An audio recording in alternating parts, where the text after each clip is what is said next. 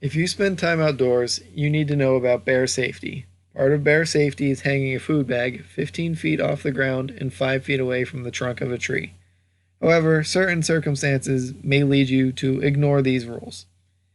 For those circumstances, we created the Bear Bagger, a spring-loaded projectile launcher that will launch a rope over a tree branch at the desired height. Made from aircraft-grade aluminum and stainless steel, this device is weather-resistant and easy to carry. The Bear Bagger uses a gear and crank setup to easily draw back the firing rod and has an effective range of 20 to 25 feet when held in the hand. Tight tolerances, quality materials, and a simple design ensure that this will be a rugged tool that lasts for years. We decided to use high-tenacity polyester for the cord. This is because polyester is made for ascending and descending without stretching. The high tenacity makes it more durable and resistant to the materials at our campsite. The purpose of the gun sight is to help the user aim the gun towards its target. The sight was designed similarly to a Glock handgun sight, using an idea called center sight alignment. In order to aim correctly, the user must line up the front sight so that the orange dot is directly in between the two tabs of the back sight. The frame of our device consists of 3 main components, 2 handle pieces and 1 barrel piece, which all need to be fitted and assembled together.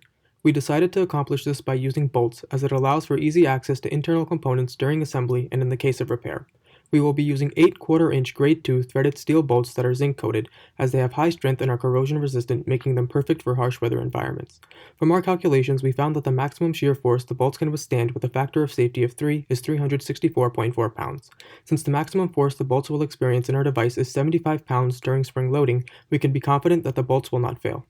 In order to assist the user in loading the device, we decided to use a gear and rack mechanism. The user can pull a tab on the back of the pulling rod or attach a handle and wind the device if they have trouble applying 75 pounds of force. We decided to use a spur gear as they are not only simple and cost-effective to produce, but also reliable, durable, and highly efficient. The rack portion under the pulling rod has 31 teeth that mesh perfectly with the gear, providing enough travel distance to allow the spring to fully compress. Additionally, a portion of the trigger mechanism meshes with the gear and doubles as a safety mechanism, avoiding unwanted firings of the device. We chose our bearing by first calculating the catalog load rating.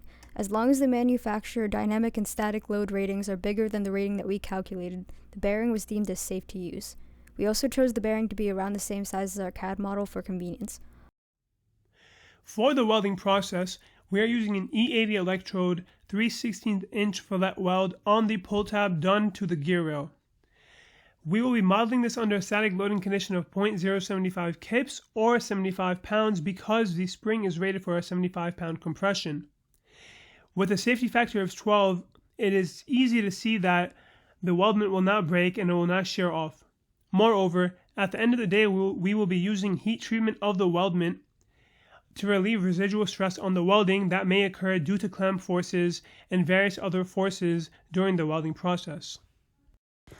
The spring used in our device was designed in CAD using dimensions from a commercially available spring. The free length, which was originally 10 inches, was changed to 11.5 inches to account for the necessary preloading. Preloading the spring reduces the total stress placed upon it when we draw it back another 5 inches. The spring is made of hard-drawn steel with closed and grounded ends. These types of ends provide better seating between the plates and a better load transfer. It also reduces buckling.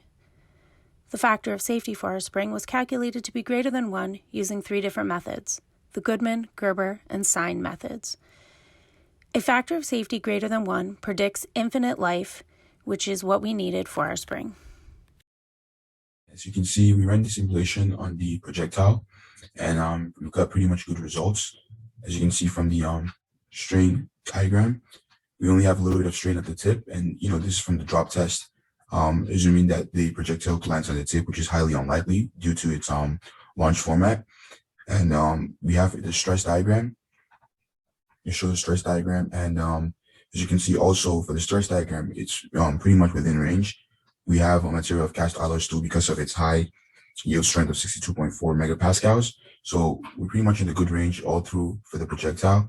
And if you can see over here, I ran the simulation on the string and the spring, and you can see that it has a little bit of bending, but this is going to be taken care of due to the fact that the spring is going to be rigid in the barrel, and it would have support, so it wouldn't bend. So other than that, you can see that we're pretty much within good range.